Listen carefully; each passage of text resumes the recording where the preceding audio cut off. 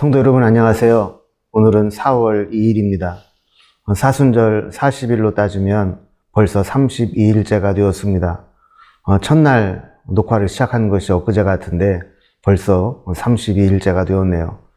우리가 이렇게 하루하루 주님과 동행하다 보면 십자가의 은혜도 지나가게 되고 부활의 영광에도 참여하게 될 것입니다. 마찬가지로 오늘 하루도 주님과 동행하며 하루하루 보낼 수 있기를 기원합니다. 이번 주에는 우리가 기독교 고전을 살펴보면서 은혜를 나누고 있습니다. 월요일에는 찰스 쉘던의 예수님이라면 어떻게 하실까? 또 화요일에는 토마스 아켄피스의 그리스도를 본받아, 그리고 수요일에는 존 버년의 철로 역정에 대해 살펴보았죠. 오늘은 성 어거스틴의 참회록, 또 고백록이라고도 하는 그 책에 대해서 살펴보도록 하겠습니다. 오늘 먼저 말씀을 나눕니다. 오늘 말씀은 시편 51편 1절에서 3절입니다. 이 말씀을 함께 보시겠습니다. 하나님이여, 주의 인자를 따라 내게 은혜를 베푸시며 주의 많은 긍휼을 따라 내 죄악을 지워주소서. 나의 죄악을 말갛게 씻으시며 나의 죄를 깨끗이 제하소서. 무릇 나는 내 죄가를 아오니 내 죄가 항상 내 앞에 있나이다. 아멘. 성경에는 다윗의 참회시로 알려진 시가 총 7편이 있습니다. 6편, 32편, 38편, 51편, 102편, 그리고 143편입니다. 그 중에 51편은 표제에 이 시의 배경이 되는 사건을 설명해 놓고 있습니다. 다윗의 시, 인도자를 따라 부르는 노래. 다윗이 밧세바와 동침한 후 선지자 나단이 그에게 왔을 때, 이렇게 표제에 밝히고 있죠. 다윗은 범죄한 후에 아무도 모를 것이라고 생각하고 완전 범죄를 노렸습니다. 그러던 어느 날 느닷없이 선지자 나단이 찾아와 그의 죄를 폭로합니다.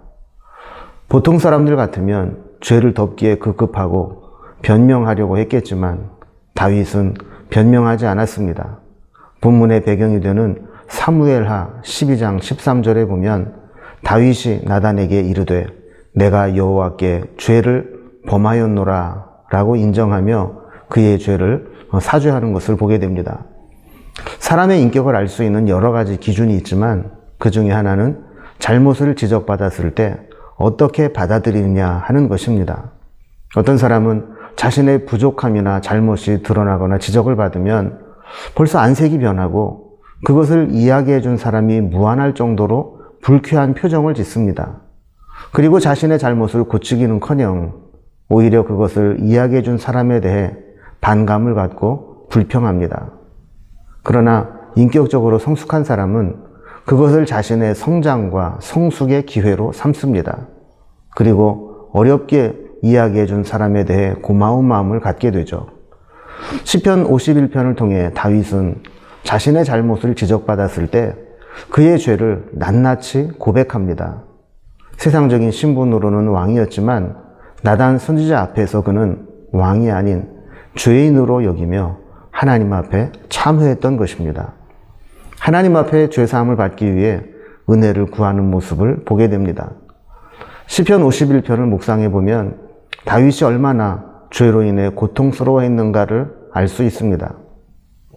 나단 선지자가 찾아와 죄를 지적하기 전에 이미 그의 마음에는 구원의 기쁨을 잃어버리고 있었고 주의 성령이 떠나가셨음을 알고 있었고 하나님이 주신 정한 마음이 그 속에서 사라지고 있음을 알았습니다. 사람은 죄의 문제가 해결되지 않으면 그 어떤 평안도, 기쁨도, 행복도 누릴 수 없습니다. 만약에 죄의 문제가 해결되지 않았는데도 기쁘고 평안하고 행복을 누리고 있다면 그 사람은 화인 맞은 양심이며 하나님이 포기한 인생일 겁니다. 성령 충만한 사람은 죄를 짓지 않는 것이 아니라 죄를 지었을 때 민감한 사람입니다. 우리는 우리의 잘못, 우리의 죄악, 우리의 이기심 때문에 얼마나 민감하게 반응하는지 모르겠습니다. 하나님 앞에 잘못을 저지르고도 또 다른 사람의 마음을 아프게 하고도 무감각하게 살아가고 있지는 않은지 모르겠습니다. 성자일수록 참회록을 쓰고 죄인일수록 자서전을 쓴다라는 말이 있습니다. 죄인일수록 자신의 허물 많은 인생을 세상의 업적과 성과로 포장하려고 합니다. 그러나 성자일수록 자신의 부끄러운 모습을 바라보며 하나님 앞에 참회록을 쓰게 됩니다. 세계 3대 참회록이 있습니다. 어거스틴의 고백록, 톨스토이의 참회록, 루소의 고백록입니다. 그 중에서도 단연 어거스틴의 고백록이 가장 유명하고 깊이를 가지고 있습니다. 어거스틴의 참회록은 내가 하나님 품에 안기기 전까지는 진정한 평안이 없었나이다 라는 고백으로 시작하며 그동안 그가 얼마나 혼란스러운 삶을 살았는지를 보여주고 있습니다. 실제로 어거스틴은 회심하기 전까지 무척이나 방황하고 혼란스러운 삶을 살았던 것을 보게 됩니다. 사춘기를 지나면서 학업보다는 정욕에 이끌려 쾌락을 추구하며 나쁜 친구들과 어울리게 됩니다. 그의 방황은 사랑과 정욕을 혼동하였고 쾌락과 죄악의 심연에 깊이 빠지게 됩니다. 죄의 욕망은 도둑질을 통해 묘한 쾌감을 느끼게 했고 여러 가지 죄를 행하는 것에 죄책감을 느끼지 못할 정도로 무뎌져 갔습니다. 수사학을 공부하면서 키케로의 책을 접하며 철학에 심취하며 지적 쾌락에 빠져듭니다. 그러나 이런 철학에도 만족을 느끼지 못한 그는 마니교라는 이단에 심취하기도 합니다. 이러한 모습을 바라보며 안타까워했던 어머니 모니카의 기도에 유명한 일화가 있습니다. 이러한 어거스틴을 보며 눈물로 기도할 때 눈물로 기도하는 어머니의 아들은 결코 망하는 법이 없습니다 라는 주교의 말을 듣게 된 것이죠. 그러던 중 마니교의 오류를 발견하고 암브로시우스의 설교를 들으며 그와 가까이 지내며 그의 삶은 바뀌기 시작합니다. 진리를 발견하기 시작하고 32세에 그는 그동안 방탕한 생활을 하며 주님으로부터 멀어졌던 것을 통회하며 회심하게 됩니다. 그는 이렇게 기도로 씨름합니다. 주님, 언제까지 내일 할 것입니까? 왜 지금은 안 됩니까? 왜 나의 더러운 생활을 이 순간에 끝내지 못합니까?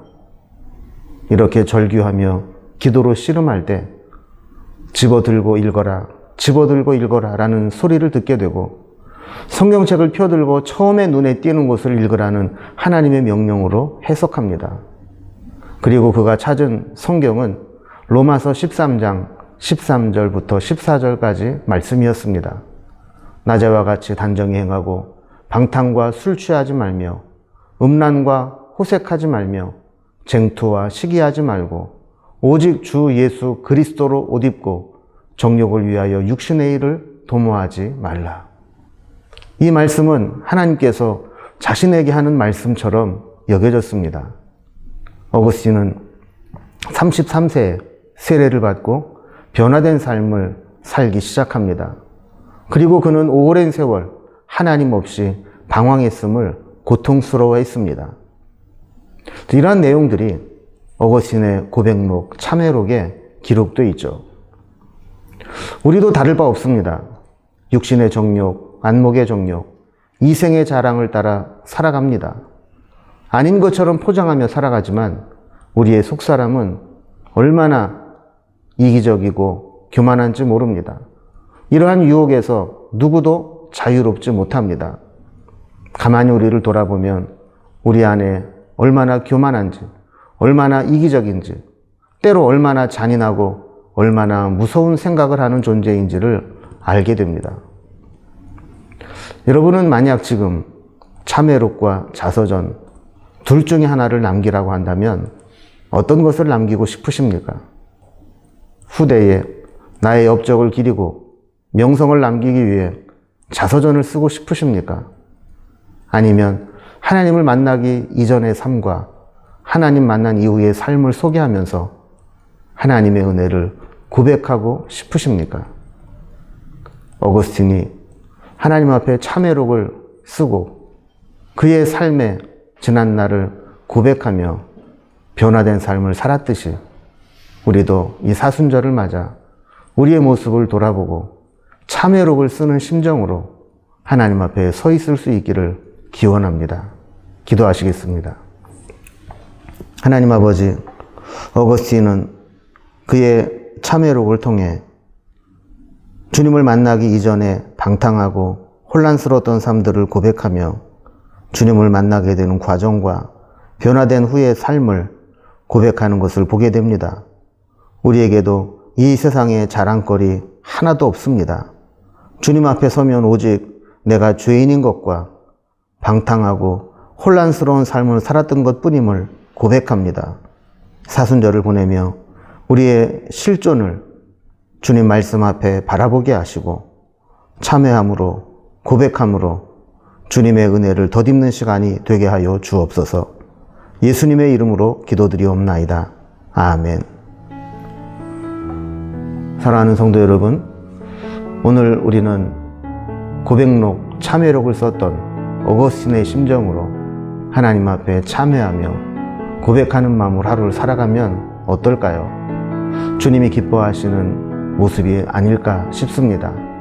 오늘도 주의 은혜 가운데 하루를 믿음으로 살아가시고 하나님 앞에 겸손하게 낮아지고 우리의 모습을 고백하는 그런 하루가 되기를 기원합니다.